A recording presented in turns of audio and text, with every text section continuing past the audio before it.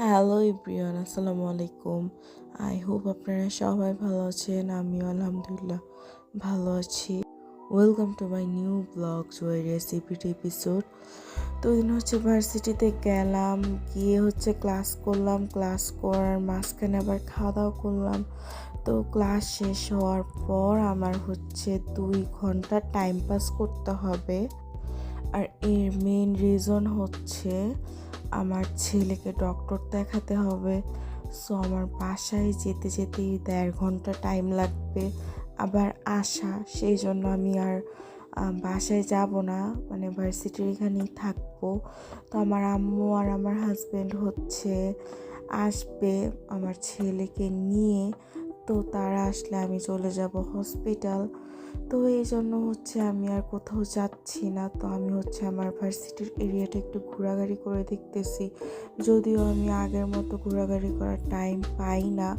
আগে প্রচুর ঘোরাঘুরি করতাম, বাট এখন পড়াশোনার এতই চাপ প্লাস সংসার, বাচ্চা, তো সব মিলায় ওই রকম ঘোরাঘুরি করি না। তো এই তো এখন এখানে বসে বসে পেয়ারা মাখা খাচ্ছিলাম, আর এটা ভালোই লাগতেছিল। আর আমার ফ্রেন্ডসদের সাথে আড্ডা দিতেছিলাম, তো ঘুরতেছিলাম। অনেক দিন হয়েছে আমার ভার্সিটির এরিয়ার চারপাশটা আমার ঘুরে দেখা হয় না। আমি ক্লাস করি, সোজা বাসায় যাই, আবার সোজা ক্লাস। তো আমার লাইফটা এরকমই হয়ে গেছে, মানে পড়াশোনা ব্যতীত অন্য কিছুই নেই লাইফে। তো এই তো এটা আমার ভার্সিটির একটু সামনের একটা এরিয়া। তো এই এরিয়াটা কিন্তু খুবই সুন্দর।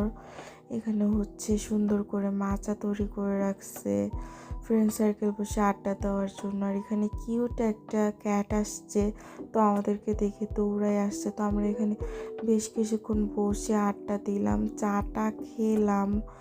দেন এই তো এখানে সুন্দর সুন্দর টি হাট বানায় রাখছে, মানে আড্ডা দেওয়ার জন্য বেস্ট একটা প্লেস। এটা কিন্তু আমার ভার্সিটির একটু সামনেই, এই প্লেসটা খুব সুন্দর। দেন আর একটু সামনে গেলাম, এটা বটতলা।